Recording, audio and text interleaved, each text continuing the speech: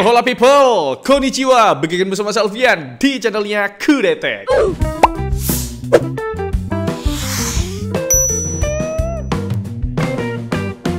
Realme seri angka yang sekarang itu beda banget sama Realme angka-angka sebelumnya, bre. Kalau generasi sebelumnya itu kebanyakan fokus di kamera, di Realme 14 ini itu fokusnya dialihkan ke gaming. Paling jelas kelihatan ya desainnya ini ya kan. Kalau kalian lihat sekilas backgroundnya, itu pasti orang awam ngira ini adalah HP gaming. Ya, benar sekali ya. Jadi ada 3 opsi warna sebenarnya. Ada warna Warrior Pink, Storm Titanium, dan yang kupegang ini yang gaming sekali itu Mecha Silver. Selain pakai detailing ala-ala Mecha begini, power buttonnya juga kelihatan nih, kontras banget dengan warna oranye. Ini oranye apa merah? Oranye.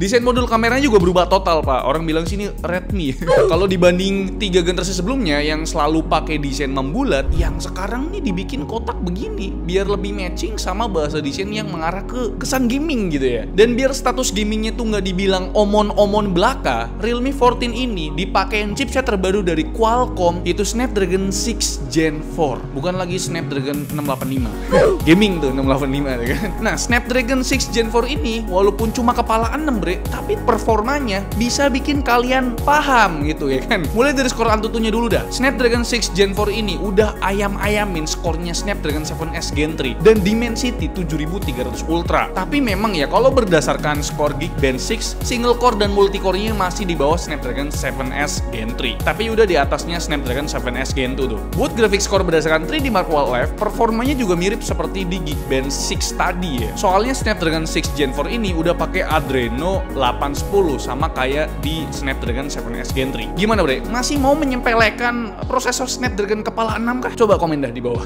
BTW, bre, buat RAM atau memorinya yang masuk Indonesia ini cuma satu varian aja dengan LPDDR5 yang kapasitasnya itu 8GB dan storage-nya di 256GB dengan interface UFS 2 yang transfer speed-nya di kisaran 1000-an megabit per second. Nah, biar identitas HP gamingnya tuh makin valid ya, Realme tuh ngasih cooling system yang ternyata inovatif nih. Nama teknologinya adalah Bionic Cooling System yang punya vapor chamber seluas 6050 mm persegi. Material vapor chambernya juga ternyata inovatif ya, karena memang pakai bahan Hypertherm Graphite yang udah terbukti bisa menghantarkan panas tuh lebih cepat, Pak. Ini kita ilustrasiin ya buat motong es batu. Kebayangkan penyaluran panas dari tubuh kita, dari tangan kita ke lempengan Hypertherm Graphite-nya ini begitu cepat, Pak. Langsung kepotong dalam hitungan detik aja. Mau bukti kinerja cooling sistemnya gimana? Nih, kita running CPU throttling test selama 1 jam. Grafiknya sangat hijau dan stabilitasnya masih terjaga di atas 85%. Di GPU stress test juga dapat angka yang amat tinggi di 97,6% stabilitasnya, bre. Tapi kalau mau lihat gambar yang lebih real lagi, langsung aja kita detailkan ya kan di pengujian gamingnya. Tapi sabar dulu, sebelum itu kita mau mention dulu baterai dari Realme 14 5G ini. Udah pakai teknologi baterai silikon karbon, Pak. Kapasitasnya 6000 mAh yang menurut World 3.0 Battery Life itu bisa bertembus 18,5 jam gitulah. Ini angka yang termasuk irit ya. Dan buat gambaran realnya kita coba pakai seharian buat ngeliat screen on time-nya, ini yang penting ya. Dengan mode baterai balance buat detail penggunanya sebagai berikut. Dimulai dari jam 8 pagi itu baterai masih full ya. Terus kita pakai buat Google Map ke rumahnya si Aldi jam setengah 11, baterai itu berkurang 11%. Jam 12 pas kita udah sampai venue berkat Google Maps tadi itu baterai turun 8% lagi. Di event selama 2 jam lebih dikit tentu kita pakai buat foto-foto dan video, itu baterai tersisa 73%. Terus kita pulang pakai Google Maps lagi, bre, mampir ke tempatnya Aldi bentar, di jam 3 sore baterai tersisa 66%. Sejam kemudian kita udah sampai ke studio, baterai kepake 11%. Jadi tinggal 55% tuh. Dipakai gaming tipis-tipis sambil main sosmed sampai jam 9 malam, baterai masih ada 23%. Dan aku pakai lagi buat main sosmed sampai jam 11 malam kurang, itu baterai belum habis juga, bre. Masih tersisa 12%. Hari yang sangat panjang memang, bre, buat ngabisin baterainya si Realme 14 5G ini ya kan. Ternyata dapat screen on time 10,5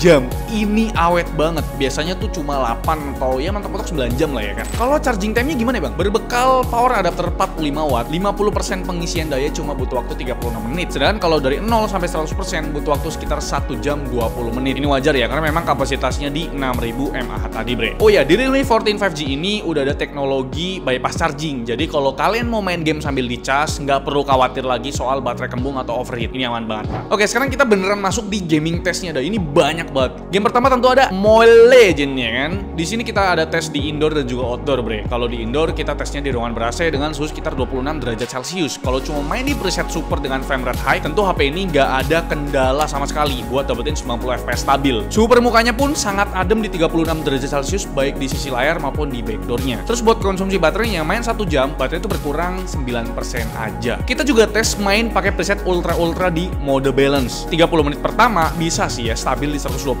FPS, tapi langsung drop ke 70-an FPS tuh. Entah kenapa ya, padahal dari sensor suhu masih sangat adem di bawah 40 derajat Celcius. Suhu permukaannya aja pun adem juga ya, 36 sampai 37 derajat Celcius buat kedua sisinya. Tapi emang buat konsumsi baterainya udah makin boros nih, bre. Main 1 jam, baterai berkurang 13%. Dan terakhir di game Mobile Legends ini kita tes di outdoor. Kita main di teras lantai 2 jam 1 siang yang suhunya tuh panas banget, bre. Ya di Bekasi lah, mataharinya kan ada 2 katanya gitu. Lihat aja ya, genteng tetangga tuh tembus 44 derajat Celcius, sedangkan di lantai teras rumah kita itu sekitar 35 derajat Celcius. Kita mainnya pakai preset super dan high ya, ternyata masih sangat stabil di 90 FPS tanpa drop sekalipun. Tapi memang suhu permukaannya jauh lebih hangat dibandingkan penggunaan indoor pakai AC tadi. Pas kita tes di outdoor jam 1 siang begini, suhu layar tembus 43 derajat Celcius, sedangkan di backdoornya tembus 42 derajat Celcius. Dan ternyata konsumsi baterainya pun jadi lebih boros ketimbang di penggunaan indoor. Sama-sama main 1 jam, baterai berkurang 12%. Jadi beda itu 3% tuh pas main di indoor tadi, bre. Game kedua ada game HOKA yang jadiin Realme sebagai brand partner mereka. Kita tes pakai preset Max Ultra, tentu HP ini nggak perlu susah payah buat stabil 120 FPS, bre. Suhunya pun masih terjaga di 37 derajat Celcius buat kedua sisinya. Dan buat konsumsi baterainya main 1 jam berkurang 13%. Game ketiga ada PUBG Mobile yang preset frame rate-nya cuma kebuka sampai Extreme Plus alias 90 FPS, tapi itu udah bagus lah. Kita tesnya di GT mode, performanya sendiri masih cukup stabil di 86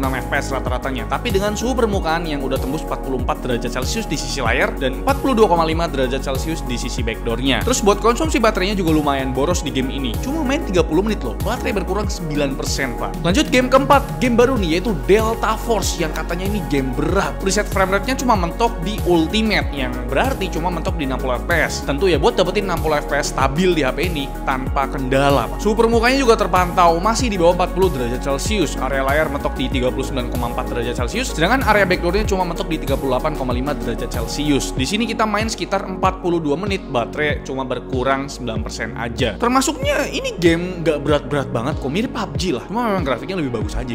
Game kelima ada game Genshin Impact. Kita tes di 2 preset ya yang berbeda. Pertama di mode balance, kita pakai preset low 60 FPS, hasilnya dapat rata-rata di 57 FPS dengan minimum di 46 FPS. Buat suhu permukaannya terpantau masih adem di 39 sampai 40 derajat Celcius pada kedua sisi, bre. Dan konsumsi baterainya selama 30 menit permainan berkurang 9% aja. Sedangkan di mode pengujian GT mode, kita main di preset high, tentu FPS yang didapat lebih rendah dari preset low tadi. Di sini cuma dapat rata-rata di 45 FPS dengan minimum di 35 FPS. Tapi buat suhu permukaannya ternyata masih sama ademnya dengan mode balance tadi ya, di kisaran 39 sampai 40 derajat Celcius. Dan buat konsumsi baterainya cuma beda 1% aja, bre, di mode balance tadi ya. Di GT mode ini main 30 menit berkurangnya 10%. Terakhir kita coba mainkan game yang ini ya literally berat ini, pak. Wuthering Waves yang ya kalian bisa tahu sendiri lah, ini grafiknya bagus banget, pak. Kita mainkan di preset medium, rata-rata FPS-nya yang didapat cuma 36 FPS dengan minimum di 24 FPS, pak. Padahal ini udah main di GT mode ya kan. Suhu permukaan di game ini juga lebih hangat dari Genshin Impact. Sisi layar hampir tembus 44 derajat Celcius dan backdoornya itu di 42,5 derajat Celcius. Ternyata Genshin udah lebih kompatibel ya sama HP Android ya.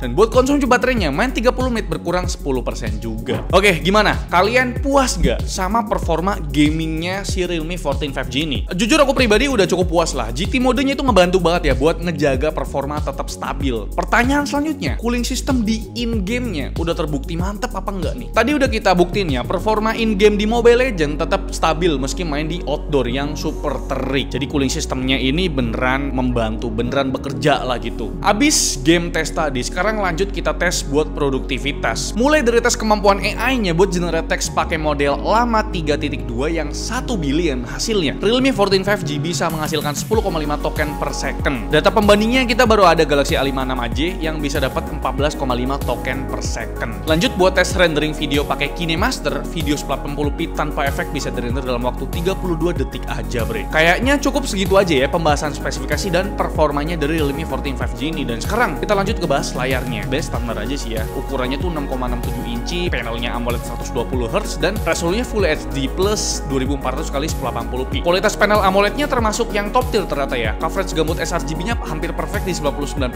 sRGB, terus coverage gamut P3-nya juga cukup tinggi di 90%. Buat tingkat brightness-nya, yang terendah cuma 1 nits doang. Ini super redup layaknya panel OLED, bre. Sedangkan buat maksimum brightness-nya udah cukup terang di 564 nits, dan buat 24 sampel warna yang kita tes, rata-ratanya udah cukup akurat di angka 2,2 delta E. Dan sekarang kita lanjut ke sektor kameranya. Pada modul kamera belakang terlihat seperti ada 3 lensa, tapi aslinya cuma satu doang ya kan, berupa lensa 27mm yang resolusinya 50 megapiksel yang udah punya OIS yang sanggup merekam video up to resolusi 4K 30fps ataupun 80p 120fps, tapi itu di slow motion ya. Sedangkan buat kamera selfie-nya pakai lensa 24mm resolusi 16 megapiksel yang kemampuan perekamnya cuma mentok di 1080p 30fps saja. Jadi langsung aja ini dia untuk sampel foto dan videonya, bre.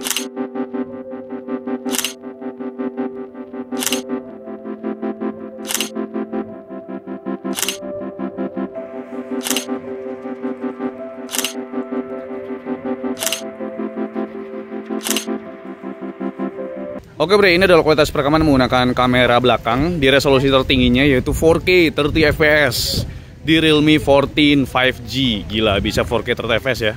Ini jalan kaki sambil handheld satu tangan, cukup stabil sih sebenarnya kalau. Dan ternyata di Realme 14 5G ini ada mode portrait video. Cuma karena memang ini HP entry level, jadi ya kalian bisa lihat resolusinya cuma mentok di 720p 30fps. Sedangkan ini untuk kamera selfie-nya di resolusi tertingginya, ternyata cuma bisa di 1080p 30fps. Untuk viewing angle-nya sebenarnya udah cukup luas, ini bisa bertiga orang ya. Tanganku juga masih bisa maju lagi kayak gini. Jadi viewing angle nggak ada masalah. Dan sekarang kita bahas hal-hal yang mungkin terlewat di video review kali ini. Buat proteksinya, Realme 14 5G ini udah punya IP rating IP68 dan IP69. Wah, cukup lengkap ya. Yang berarti ini tahan semprotan air bertekanan tinggi dan juga diklaim bisa bertahan ketika tenggelam di air tawar sampai ke kedalaman 2,5 meter selama 30 menit ya. Kalau buat konektivitasnya udah support 5G pastinya dengan dual slot nano SIM card. Wi-Fi-nya udah Wi-Fi 6 dengan Bluetooth versi 5.2. Dan buat OS-nya, ini pakai Realme UI 6 berbasis Android 15. Jujur ya, buat user interface-nya bukan selera kami ya, bloatware-nya tuh cukup banyak ya, tapi nggak begitu mengganggu sih ya. Ini udah mirip Oppo, tapi tetaplah color OS tuh lebih oke lah daripada Realme UI ini. Buat keperluan login biometrik, ada in-display fingerprint yang kecepatan bacanya sih masih standar-standar aja ya, nggak begitu cepat juga nih, masih kayak ada delay-nya gitulah. Dan terakhir buat speakernya tentu udah dual stereo speaker atas bawah yang sound quality-nya ya bisa dibilang lebih dominan ke treble sih ya, bikin low atau bass-nya tuh jadi kurang berasa, tapi punya mid yang cukup rapi dan menurutku sangat cocok buat dengerin lagu pop yang fokusnya tuh di kualitas vokalnya. Buat NFC pastinya ada, bisa buat duplikat kartu akses juga pastinya. Dan yang nggak ada di unit Realme 14 5G ini adalah lubang kesayangan kita semua, yaitu jack 3.5mm.